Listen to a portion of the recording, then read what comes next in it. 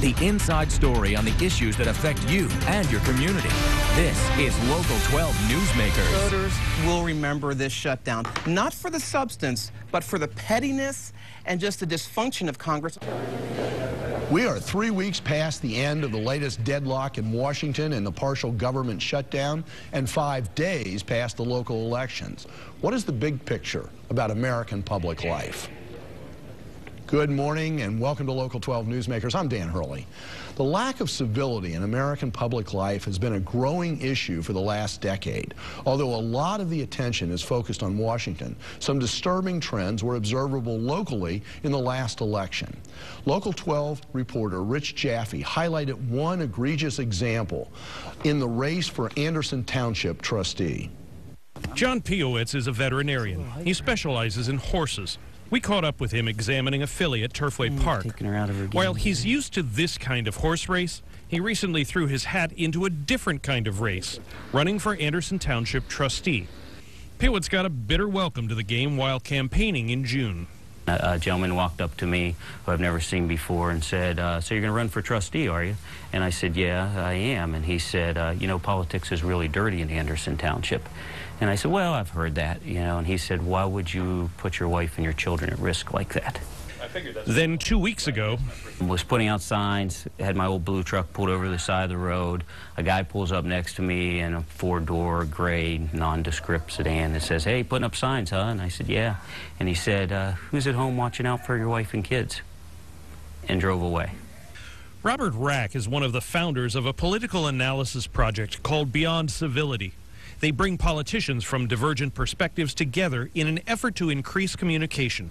He says our citizens and politicians are highly polarized right now.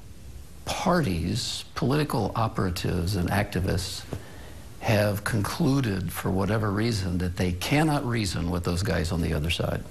You know, they're intractable. You can't deal with them. You just got to beat them.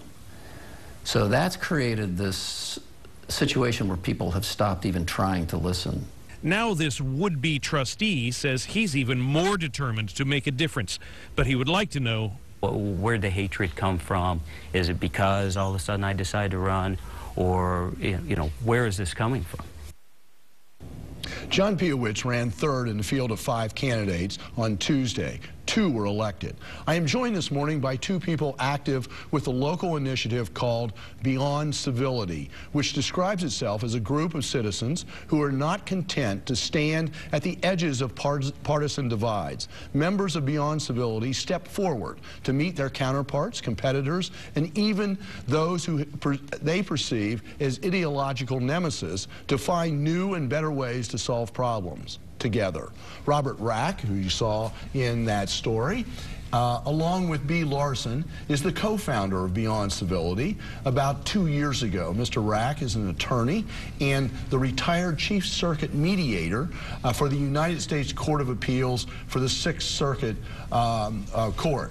And Lou Blesson, who served in the Ohio House of Representatives and the Ohio Senate for almost 30 years before retiring from public office. Lou, welcome back. Bob, welcome to Newsmakers. And I need to do what I have to do sometimes in this situation, reveal a conflict of interest. I have been on the advisory board for Beyond Civility for, I don't know, a year and a half or so. And so I believe in what you guys do. I believe in what we do. And so I just want all the viewers to know that there is that situation there. Lou, let's start with you. You were in Ohio State Legislature. Is it a full 30 or almost 30? 30. 30. 30, full 30. Have things really changed that much in that length of time? They have, Dan, and I'm not sure why. I'm guessing it's technology where the parties can track everybody. They can watch every move they make, and it's more than that, a lot more than that. It's back when I started, you actually could get bills done working together. It's really difficult these days, and I'm trying to put my finger on it in addition to working with Beyond Civility, but it's a tough nut to crack. Bob, one of the things that Beyond Civility has done, one of the types of programs you've done, are these side-by-side, and Lou's been part of back to back. No, yeah. What do you try to do with those kinds of programs? Well, there are, as you just pointed out, two different kinds. The side-by-sides are where we invite prominent Democrats and Republicans, one each, to take a stage and answer questions that are designed to kind of expose or reveal their formation of their values, going back to their upbringing, where were they when, what were their families like, what were they exposed to, with the understanding that the latest thinking in how we form these values, or what some people call moral intuitions that drive us, occurs back at our late adolescence, early 20s. So one of the things we're trying to do is just get to know politicians as people rather than as objects or symbols of everything that we think is wrong in the world. The second thing we've been doing, and this is the one Lou did, was, and we're going to do more of these, are these back-to-backs where we invite people who are recognized advocates for public positions, big public policy issues, to talk about, to take a stage and take the other party's point of view and articulate it so well that the other guy says, I couldn't have said it better myself. And so Denise Treehouse and Lou did this on some of the state budget issues when they were heated up, and did a fabulous job. And what we think that comes from that is people, for one thing, hear these awful words coming out of their champions' mouths. And we hope that creates enough cognitive dissonance. You mean the audience hears that? The audience does, and that they learn something from that, you know, maybe I can listen a little more carefully. What's it do for the person who's involved in an experience like that? I said side by side, you were with a back-to-back. Okay. Well, it's fascinating. And one of the problems, and it just occurred to me, is when a Republican or a Democrat hears someone espouse an issue, they don't look at the issue, they look at who's saying it. Huh. Which, you know, back in Greek and Roman times automatically got you kicked out of a debate. I mean, you cannot attack the other person. And really, we could solve a lot of problems at the state and federal level if people would just look at the issues rather than the personalities that are doing it. Well, with the side-by-sides, one of the sides-by-sides you have done recently was with Yvette Simpson and Amy Murray, who were both running, and this was during the campaign for council. Early in the campaign. Early in the campaign. Both of them were elected. We try to avoid people when they're hot into a campaign. Right. And the reason I'm raising that is, towards the end of the campaign, there was a revelation about some sort of ugly stuff happening in Westwood. And Bob, how would you evaluate not only the incidents or the charges that were made, but the way the community responded in the last few days too? Because I think that's as interesting here and maybe encouraging. I agree, it's encouraging, and I'd like to think that people are really not just saying they're tired of this, but really are, and will start pushing back against it and not getting sucked into the drama of name-calling and accusation and all the ugly stuff, and pay more attention to the quality of the people and to the merits of what they're saying. It's very hard, because we understand psychologically and even neurologically how driven we are to seek information that confirms what we already believe as humans, no matter which side of the aisle we're on. It's a challenge to keep your mind open and to hear information that might sway you from something you previously believed.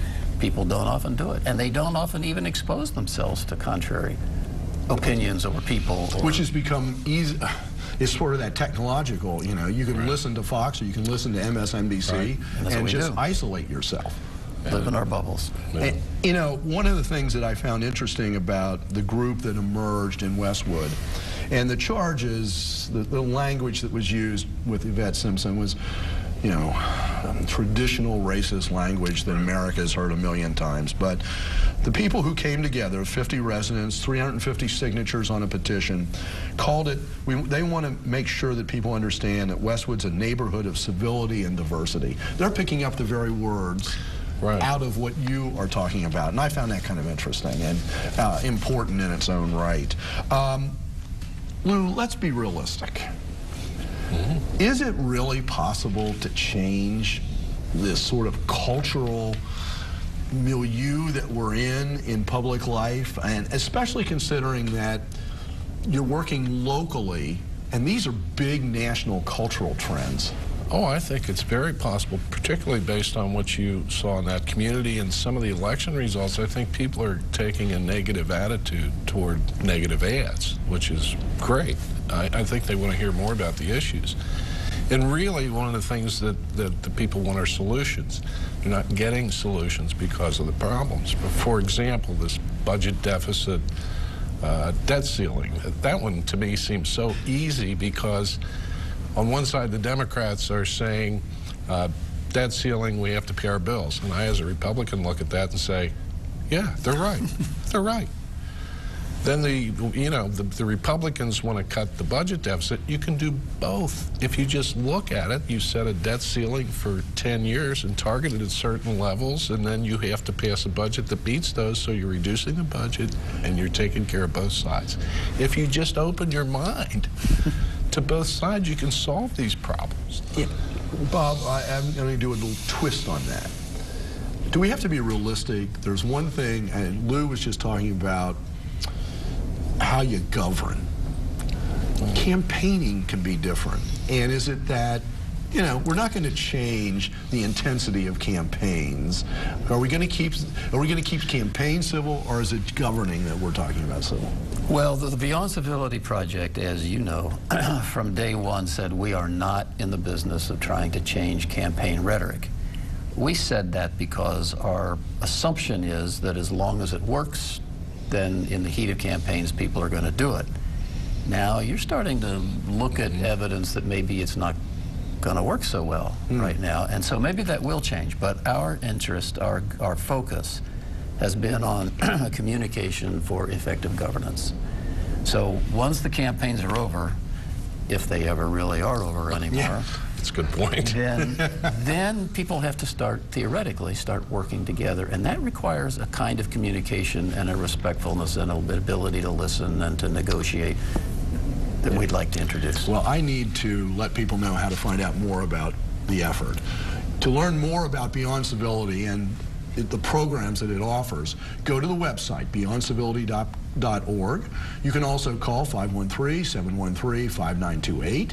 The next event is a side-by-side program, November the 21st, with Alex Triantafilo, the chair of the Hamilton County Republican Party, and Tim Burke, the chair of the Democratic Party.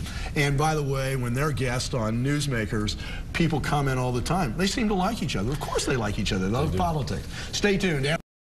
Welcome back. Just about a year ago, Agenda 360 and Vision 2015 issued a report entitled Diverse by Design, Meeting the Talent Challenge in the Global Economy. The study benchmarked Cincinnati against the same 11 cities that the two organizations used in earlier reports. The data showed that only Pittsburgh is less diverse than metropolitan Cincinnati, both far behind the norm of our peer cities. Non-Hispanic whites make up 81.6% of the regional population, with African Americans comprising about 12%, Latinos only 2.6%, less than 2% for Asians, and less than 2% for everybody else.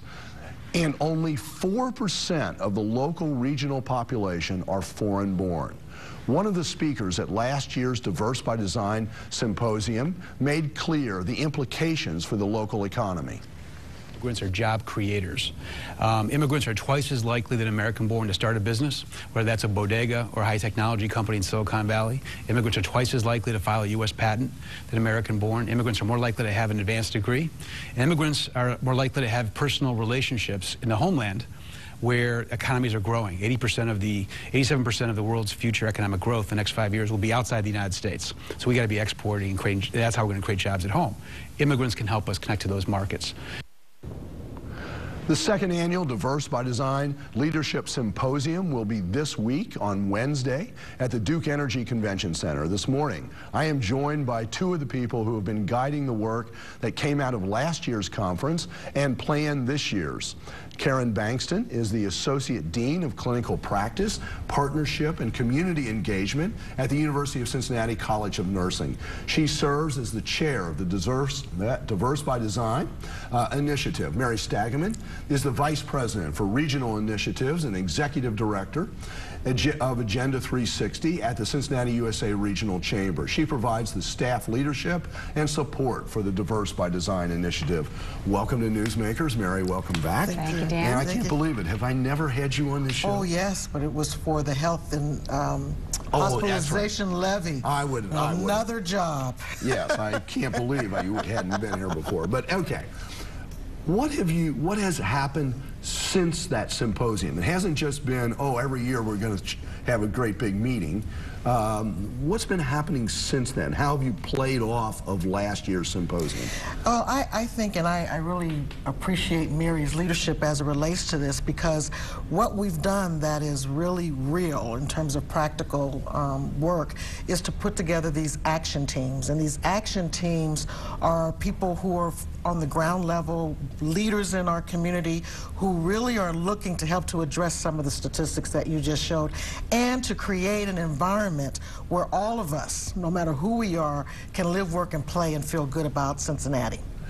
Mary, in one sense it's been a year. Yeah. In another sense it's only been a year. A blink, yes. Yes. How much, these are big issues that any local community doesn't have total control of. Have we been able to move the needle on any of these statistics, or is that a longer-term process? I think it's fair to say that it's a longer-term process, Dan. I think this year has been about recruiting people who really care deeply about changing the picture here in Greater Cincinnati and Northern Kentucky. And we've been very fortunate that people from about 120 different organizations have stepped up, and very senior leadership in our business community have signed on to try to change the picture here. This year has been, okay, what's the problem? What do we think we can do to solve it? And what we'll be looking at ahead for 2014 is real implementation of some of the great ideas that are coming out of the work of the last year. What would you, as you oversee some of that work, what do you think are some of the great ideas that are going to get implemented? Well, you know, I really like some of the, let me say this, I like some of the thinking that's coming out of the work, because I think earlier on we were concerned that there would be, I don't know, huge debates related to why we needed to do this. That's exactly right. And we were very intentional in this design of these action teams to utilize our relationships with the corporate community and the business community to make this movement happen. Certainly we were challenged by that, because many will say that's great that you're trying to bring in new talent or to retain talent, but there are people here in the community who also are already feeling, you know, like they're not a part of the community. And it was finally, I think we came to a consensus that we really needed to start with those who are in leadership roles to help us to drive that, as well as that grassroots approach to making it happen. And I know Mary can talk a little bit about some of the specific things that are coming out of the action teams. Well, I think, you know, what's distinguished this work from the beginning, Dan, from maybe what we've done before, is we started talking about diversity and inclusion as not just the right thing to do, but the smart thing to do, and making the business case for it. So early in the work, two corporations in particular stepped up to support us. Fifth Third Bank, which is the sponsor of the symposium, it was something they'd been doing for several years, and we've joined as collaborators in this work today. And then P&G, immediately following the release of the report, stepped up with a loaned executive for this past year, which has really been valuable in moving the teams and getting things going. If I think of one idea that's coming out of the work that will be implemented in the next year that I think has huge potential, because it addresses the major problem these companies have told us about, which is retention of multicultural employees, is something called the talent connection. And practically every large company in the region has an employee resource group, or employee resource groups, or affinity groups, they're often called, that cluster around identity or other types of issues that people care about. So sometimes there are groups for single parents, there are many groups for veterans, but there are also groups for African Americans and Hispanics and so on. What isn't happening is a cross-fertilization of those groups from one company to the next, which we think could be the key to getting these folks really embedded in the community. It's one thing to meet with people who all work for your company. It's quite another thing to connect with people who live all over the region, work for other companies.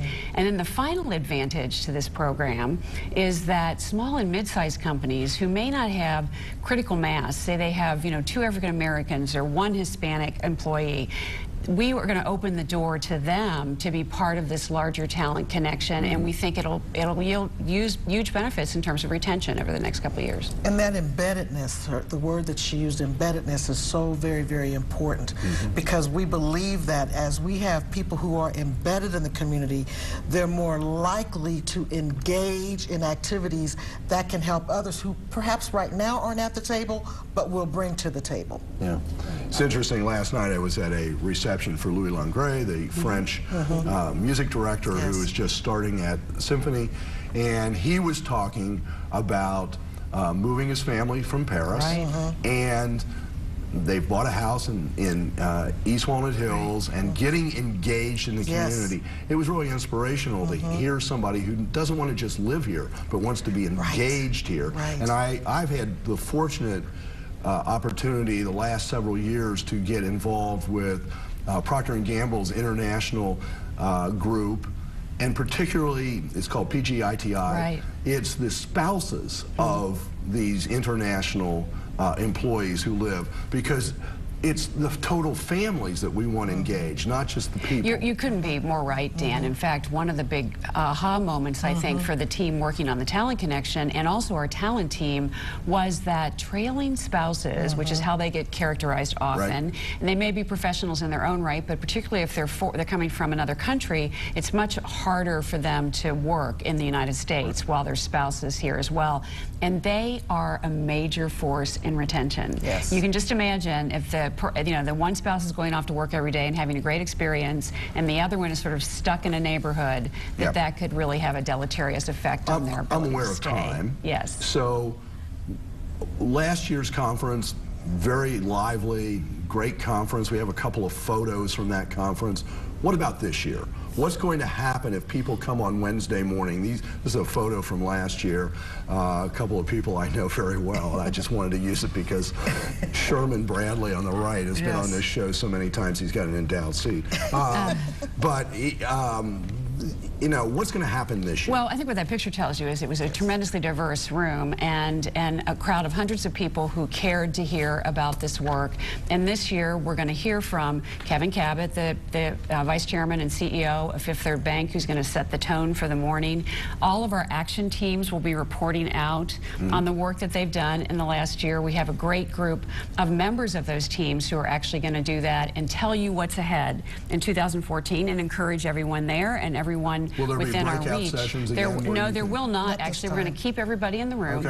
And our keynote this year is John Quinones, who is, I think everyone knows, he's a news anchor, and he was actually the first Hispanic news anchor to really be in a prominent position at a U.S. network. And so we're delighted to have John. He has a great story about growing up poor and achieving great heights, and we think he will inspire people and we'll be ready to get to work again. I want to point out that on election night, we just elected, as far as I know, the first Latino immigrant to the Cincinnati School Board, and Daniel Manera. And I find it very exciting that somebody who's an immigrant can get elected in this community. I want to make sure people know how to sign up if they want to go to the conference. If you'd like to attend the Diverse by Design conference, it will be this Wednesday, starting at 7:30 in the morning and go till 11:30, so the whole morning. Breakfast is included at the Duke Energy Center. The cost is $110 per person, with a discount for companies sending 3 or more people. If you'd like to register, go to the agenda360.org website or call 513-579-3255. 3111, and they'll take care of you in just a few minutes. Thank you very much. Oh, I look forward to this year's conference just like last year's. Thank you for watching Local 12 on election night. Tuesday was my 26th year at the Board of Elections for Local 12. It was great feeling on Tuesday to be part of a team of people who were able to cover live so many important developments that evening. It also was rewarding to find out how many viewers tuned in Local 12 to get their election results and analysis. Thank you for your vote of confidence on Tuesday for us. I believe that 3 months of coverage we provided on Newsmakers helped voters understand the candidates and the issues that were on the ballot this year. Thank you for your support. Watch us every Sunday morning and have a great week.